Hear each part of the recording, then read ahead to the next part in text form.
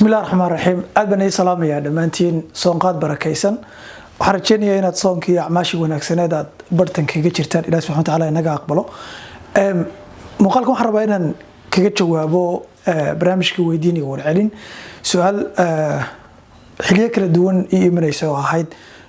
متشرين بوق نقولات النسو هذا نهايدتك دون يعني حقرس كهذا بالعوان مرة فربنا وحصلت المعنى إن وحقرس كل وقف بلعبه إلى مهم تاينه كل بلعبه بوجرو حجم جود ويري هاي أو لا بقول بخير بقول كنتر مراه بقول لحدن بوك مركا وان وكفكر سؤاشا runtii buugta lagu bilaabi karayo walaw ay ku xiran tahay buugta jacaylkaadu waad u qabto laakiin hadana buug noocee buu qofku bilaabi karaya marka xajmigeenu ka bilaabana hadii la yiraahdo marka ilaa 9 buug oo hadii la yiraahdo aan isleeyahay waa buug lagu bilaabi karayo xajmigoodana aad u yar yahay faa'iidana qofku ka faa'iideeyo ayaa raba muuqaalkan idin kula wadaago aan isla socono insha Allah buugga ugu horeeya aan isleeyahay qofka wax akhriska uu ku bilaabi karaya ama adu doona hore wax uu aqriyo laakiin raadiyo qof dareen kar ah inuu bini'aadamku jecel yahay inuu buugagta kamid intuu bilaabay inuu dhinaca kale uga baxo oo dhameystiro oo runtii dareen dadku jecel yihiin dadku iyagoo wax wada akhriya ayay haddana soo arkaa inay yihiin akhristayaal faashila qof akhriska wax akhriska ku faashil ku noqday dareenka marka qofku inuu buug yaro kooban intuu bilaabo dhan kale uga baxo oo dhameystiro runtii waa dareen qof kasto akhriska jecel haddana aan buug intuu bilaabaan dhameystirin wali dareenka ku jira marka buugga uu horeeyaan isleeyahay uu ku bilaabi karay waxa weeye buug la yiraahdo As a Man Thinketh waa buug uu qoray nin la yiraahdo James Allen oo filosof ah muwaadiicdan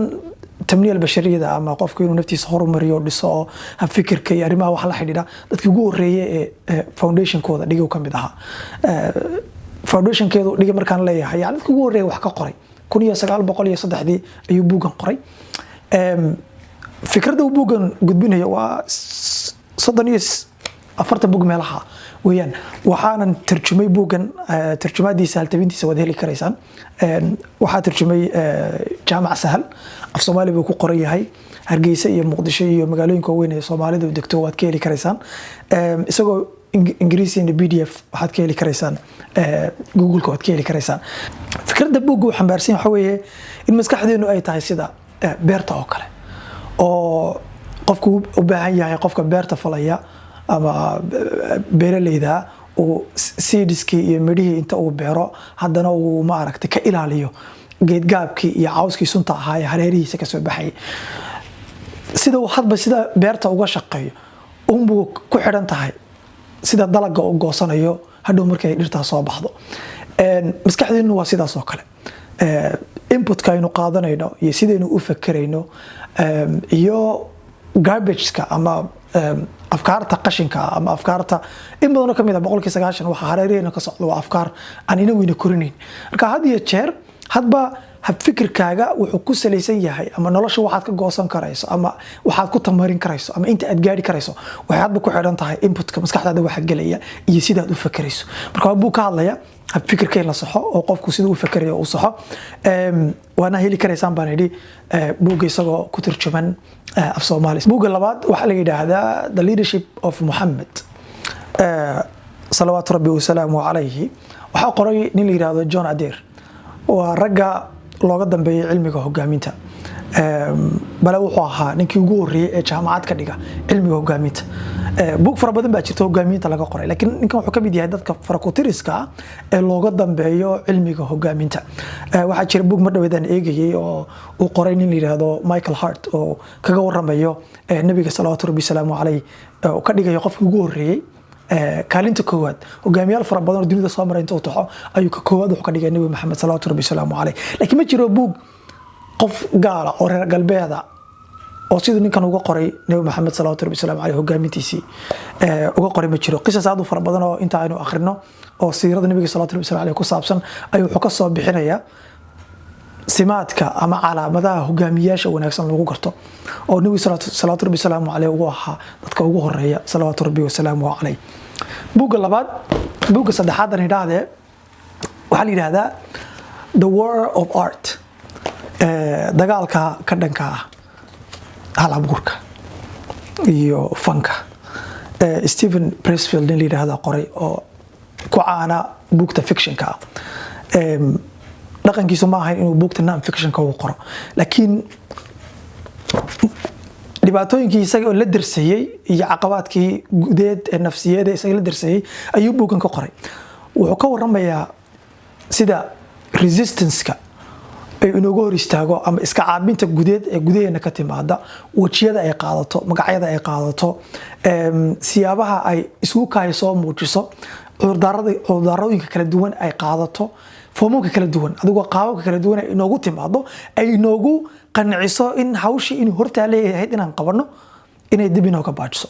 Marka wuxuu ka waramayaa resistance-ka gudeed ee gudaha bini'aadamka gudaheeda ka yimaada, iska caabinta gudaheeda ka timaada ee caqabada ugu weyn ku ah inuu wax hal abuuro, inuu wax soo saaro, hadduu wax qorayo, hadduu wax duubayo, haddii uu homework ka shaqeynayo, wax kasta uu qabanayo. In general isagu si gaar ah wuxuu u target gareynaya dadka professionalska, waayo qaybta labaad ee buugga wuxuu kaga waramayaa xalalka sida looga hortagi karayo, la isaga furdaamin karayo caqabada resistance-ka ee iska caabinta, kadibna in qofku siduu professional u noqon lahaa. waa tan la yidhaahdo qofka suga motivation-ka suga waa immature. dadka immature-ka baa suga, dadka bilowga ah weli aan qaan gaarin, laakiin dadka qaan gaaray ee naftooda yaqaan, naftooda ka adag ee professionalska ma sugaan. tabihii ayuu kaga waramayaa. marka waa buug runtii aad muhiim u ah qof kastoo hal abuura oo doonaya inuu wax create gareeyo nolosha bini'aadamka, hadday ganacsi tahay, hadday sugaan tahay, hadday wax qori tahay, hadday muuqaalo la duubaya tahay. runtii waa buug wax badan qofka ka anfacaya. buugga afraad waxa weeye buugu qoray horena aan uga soo sheekeynay barnaamijka Fikradiya Book, How Successful People Think. waa buug yar oo isna kooban. buugta mid wuxuu ahaa 38 book, midka kale wuxuu ahaa 150 book, mid kale wuxuu ahaa 105 book meelaha. kan laftiisu ma badna, waa 120 book meelaha weeyaan.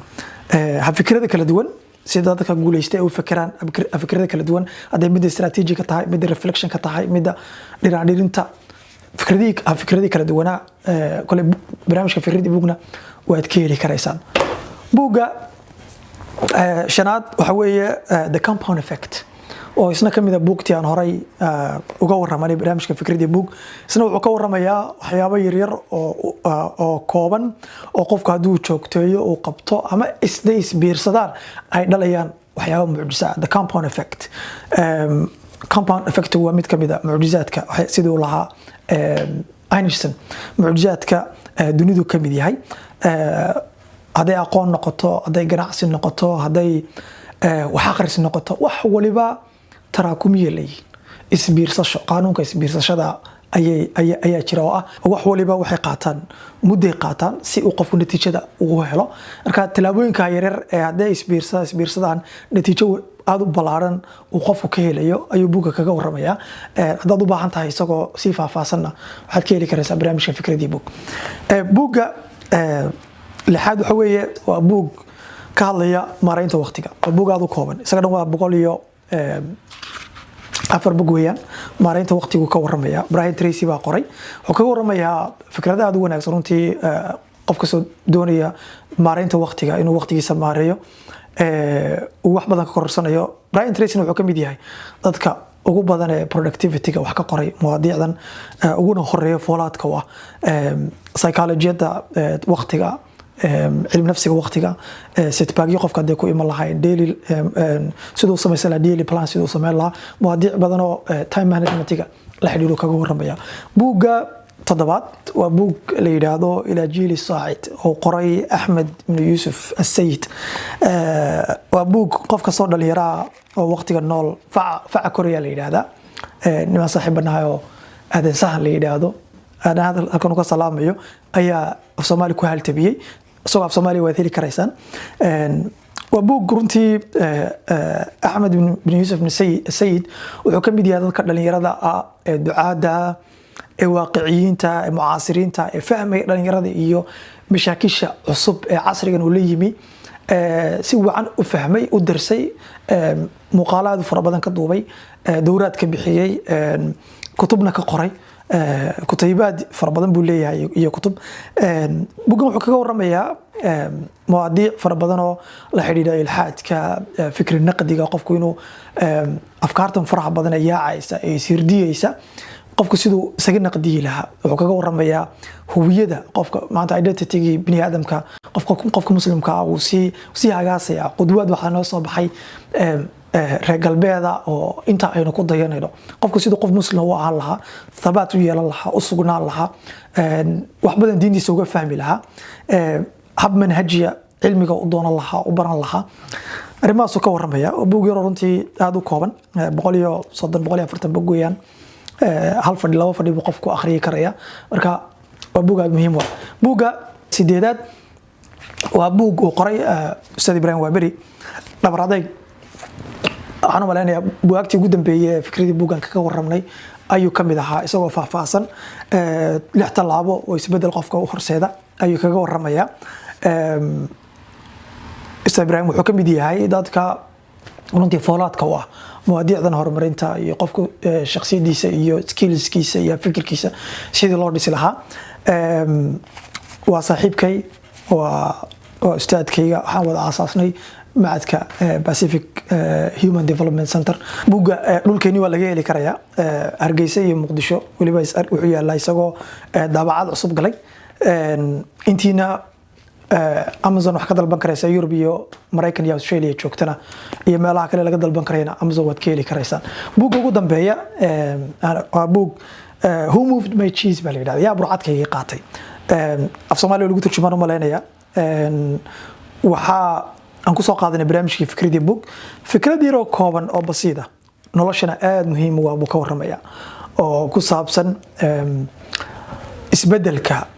isbedelada faraha badan noloshu sideedu waa isbedel xiriira weeyaan oo inta qofka bini aadamka isbedel ku imanaya shaqada geeri baa ku imanaya xanuun baa ku imanaya lacag la'aan baa ku imanaysa shaqada laga caydinaya isbedelada faraha badan sidoo qofku ula qabsan lahaa bal mararka qaar koodna kuwa uu saadaalin karayo sidoo uu ogaan lahaa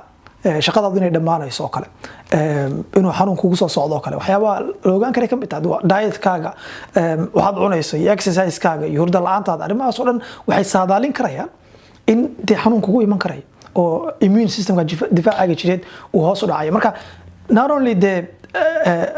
jirooyinka iyo kliima xataa businessyada loo adeegsadaa ma min xataa dawladaha isticmaala buugan waa buug aad u kooban Spencer Johnson baa qoray buugaadu fara badan buu leeyahay oo the 1 minute manager uu ka mid yahay the peak and valley uu ka mid yahay waa buug runtii qofku sidoo isbedelada noloshu ay wadato uu uga hor dhici lahaa deetana uu isugu diyaarin lahaa isku qaabeyn lahaa hadii ay qabsatana uu isbedelka cusub ula qabsan lahaa oo albaabkan ka xidhmay aanu dib ugu sii eegin laakiin albaabka kale u furan oo indhiisa maaragtay ku eegi karayo oo fursadaha imanaya ee kale hareerayna daadsan u ka faa'iideysan karayo waa buug runtii aad u qiimo badan slaftigiisu waa 9 bog meelaha weeyaan isna fadhi baa lagu akhrin karayaa 9ka buugba waa 9 buug oo runtii aad u kooban oo qofku xaqiiska ku bilaabi karayo oo uu ka caajisayn sidoo kale waa luqad aad u fudud bay ku qoran yihiin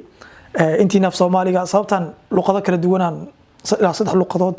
aan buugta uga soo xulay waxa weeye in inta af Soomaali wax ku akhriyi karaysan inay buug ugu horeeyo af Soomaali ku akhriyaan inta Carabi ku akhriyi karaysan inay buug Carabi ku akhriyaan inta kale inay Ingiriisi ku akhriyaan